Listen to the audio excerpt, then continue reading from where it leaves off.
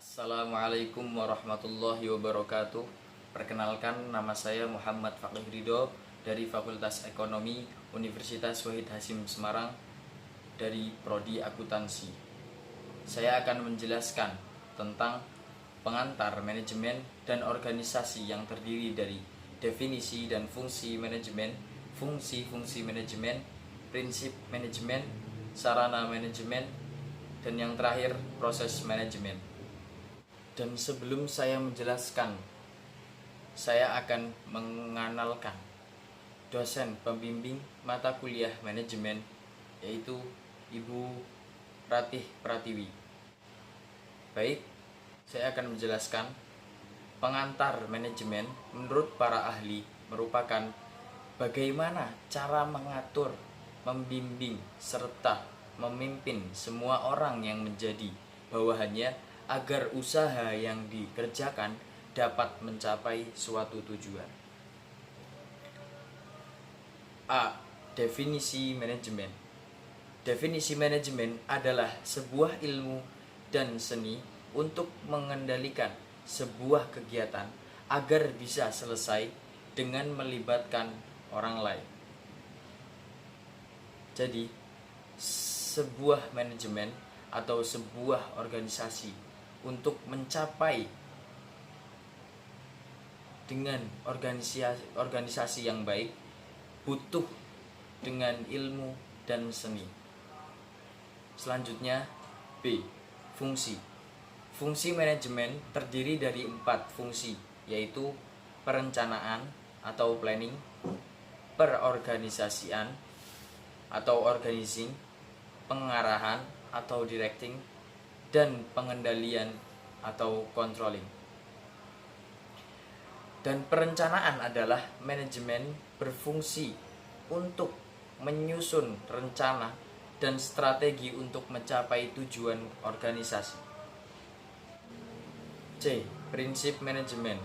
Prinsip manajemen adalah pernyataan yang didasarkan pada kebenaran mendasar dan telah diuji.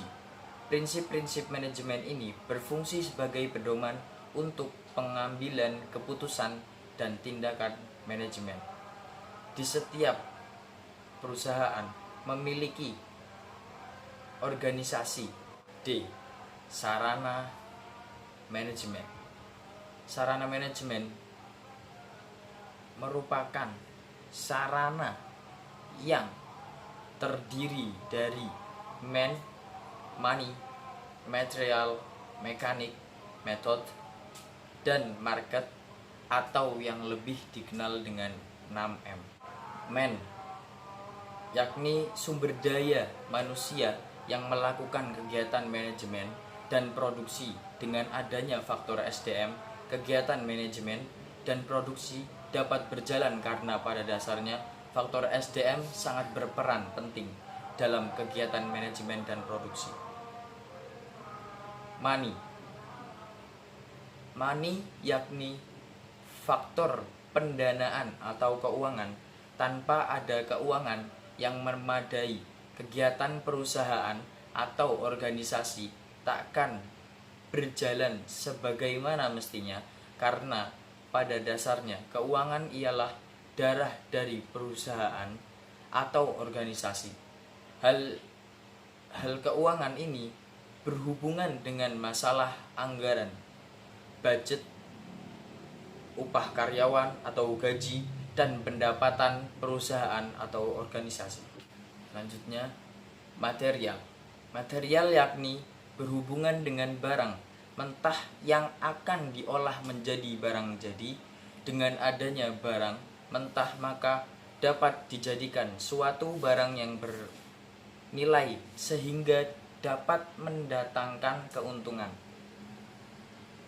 Mekanik yakni mesin pengolah atau teknologi yang dipakai dalam mengolah barang mentah menjadi barang jadi. Dengan adanya mesin pengolah, maka kegiatan produksi akan lebih efisien dan menguntungkan. Metode yakni tata cara melakukan kegiatan manajemen secara efektif dengan menggunakan pertimbangan-pertimbangan kepada sasaran agar tercapai suatu tujuan akan dituju. Market. Market yakni tempat untuk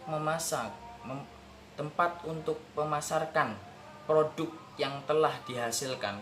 Seorang manajer pemasaran dituntut untuk dapat menguasai pasar sehingga kegiatan pemasaran hasil produksi dapat berlangsung agar pasar dapat dikuasai. Maka kualitas dan harga barang haruslah sesuai dengan selera konsumen dan daya beli masyarakat. Proses manajemen.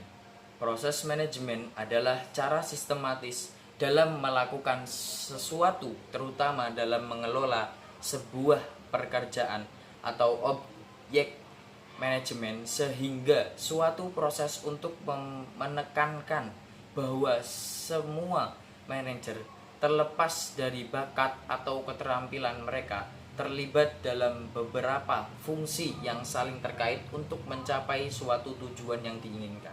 Baik, saya akan pembahasan untuk tadi pengertian dari definisi, fungsi, prinsip, sarana, dan proses manajemen.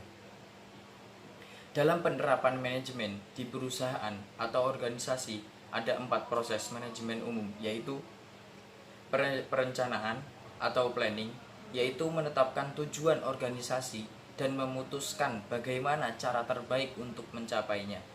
Perencanaan adalah pengambilan keputusan terkait tujuan dan menetapkan arah masa depan.